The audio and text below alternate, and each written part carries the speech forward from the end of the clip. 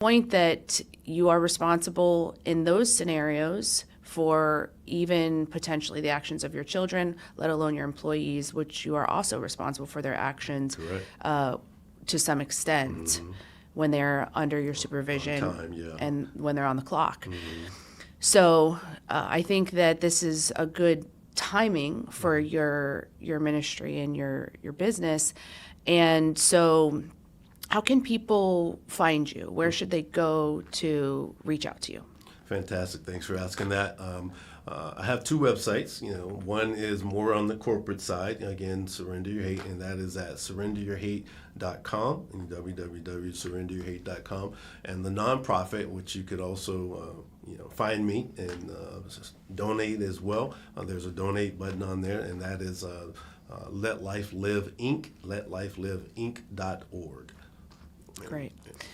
And so as we are wrapping up, I thank you again for being here and for sharing your mission, vision, and purpose. But is there anything else that you'd like to leave the listeners with in conclusion about you or your ministry? Well, there's so much, but I'll try to be brief with that statement, with that question. Again, I'm a child of God, and Brooke, you are as well, and many of you out there are, as you claim. And I know this is something that He wants us all to do. I can't, stop hatred by myself. I can't, turn hatred into peace and love by myself. So I'm asking each person to, look within their own hearts, join the mission, start your own mission. There's so many ways to help people. We use the term mentoring a lot, which is great, but some children don't have that mentor relationship, so maybe volunteer to become a mentor. You can again contact me to learn more about volunteering and working with some of the community organizations that are out there. I'm so pleased that there are, as the Bible says, there's a big harvest, but there are not as many laborers. I'm finding that there are a lot of laborers here in the Central Florida area. So many organizations work together or work, unfortunately, kind of individually to address many of the ills and the challenges that we have. And so reach out to, when you see a news story, take a pen and pad and write down the contact information and actively reach out to the people that are out there in the community doing things, as well as our police forces and our first responders. There's so many wonderful organizations that are addressing some of the challenges that we have in so many different areas of challenge, and we are just one of many. And if you have questions or you would like to contact me, again, you can reach out through the respective websites. And if you don't mind, I'll go ahead and you can even call me. I'll go ahead and leave a phone number if that's okay.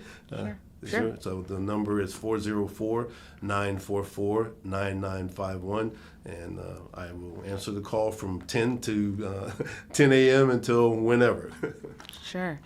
Well, thank you for that. And if you're someone who has a passion for gun violence, particularly, it is, we often start our own ministries because we don't recognize that there's someone else with the same passion doing something already. So if this is a passion of yours, I encourage you to reach out to Michael, join forces with him.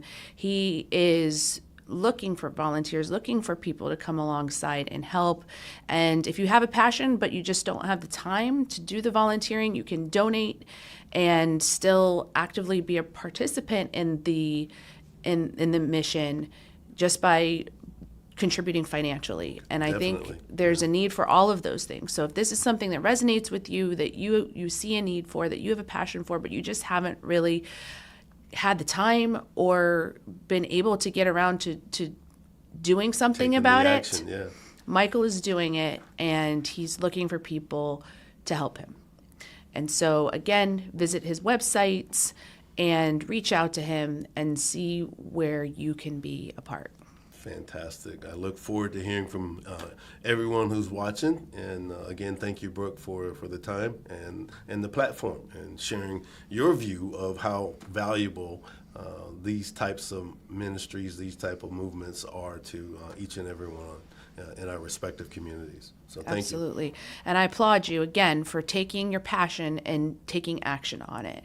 And so many times people can be excited about something or in the moment, and then that feeling passes and we never actually take action. So for you to have stepped out and still, even years later, after the George Floyd incident, after that emotion passed or lessened, you're still out there. You're fighting the fight. You are educating people. You are trying to make a difference in the lives of businesses, in the lives of individuals, in the lives of our youth. And so thank you again for all you are doing and for being here today. And again, reach out to Michael to see how you can support and help his ministry.